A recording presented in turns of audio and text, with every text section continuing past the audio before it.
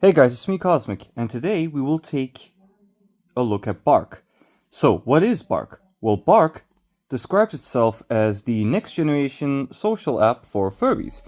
And although the next gen part I'm not too sure of, I will say it is a perfectly good app. Now, before we begin, quick disclaimer I am not sponsored by Barq or anything like that. This is just, my thoughts. Alright, quick history lesson. Barq launched back in October 25, 2021. So it's not an old app, it's actually quite recent. And it was created by Wotsuke. It was originally announced as FAP. God, I have the mind of a child. Uh, my humor has not grown since 6th grade. Short for Furry App, although I would much prefer to call it The Wankers. In January 2021, now thankfully after a public vote, the name was changed. I say thankfully because otherwise I don't think anybody would take the app seriously. They would probably just have the same humor as me, just go, haha, wankers, and then just leave. Now similarly to Farzu, Barq does have an adults only AD mode that needs to be enabled first, which is appreciated, because I don't want to get, flashbanged by nudes and stuff. When it comes to registering to Barq, you need to be at minimum 16, and although I think 18 would be better, considering that users that are 16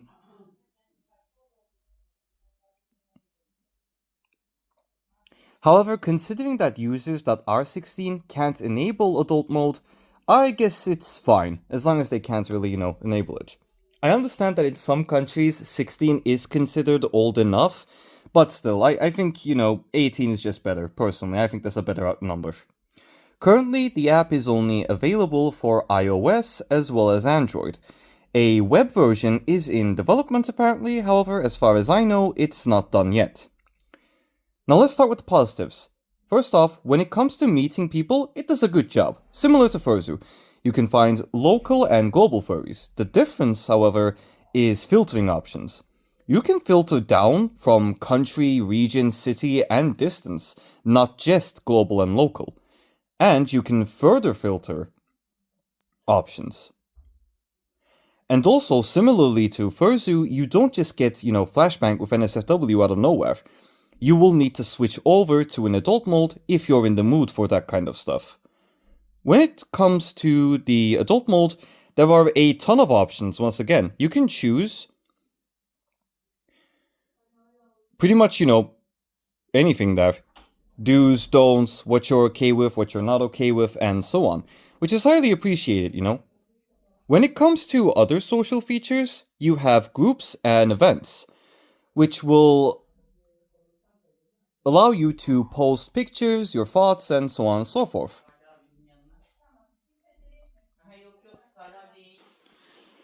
Which does include furry convention as well as fur meetup groups, as far as I'm aware. Well, the furry convention groups I am aware of, I even joined one for Confuzzled, but fur meets, I'm not sure if they do have those.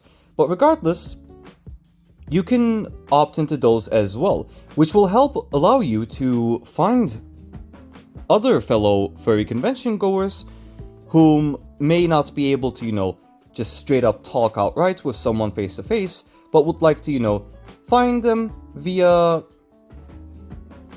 texting. And in that situation, it does help pretty well.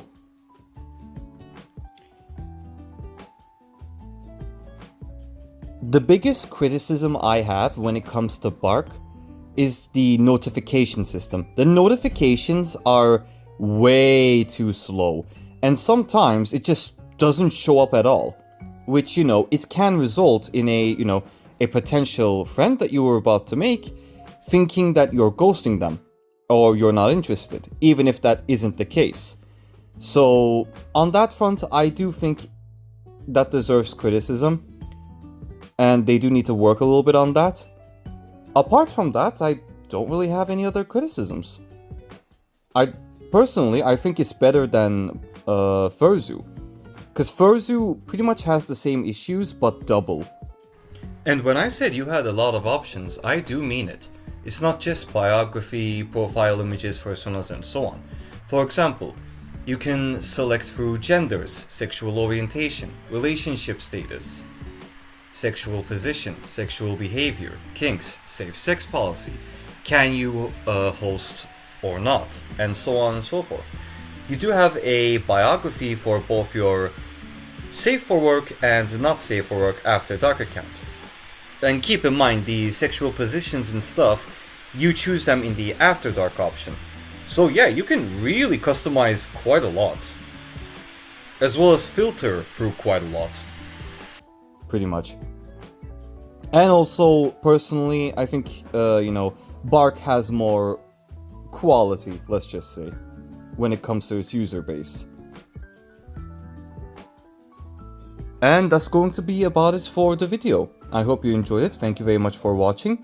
The audio quality may sound a bit off. That's because I'm currently at my grandmother's house and not in my own house. I came back to Turkey for work, as well as just, chilling out.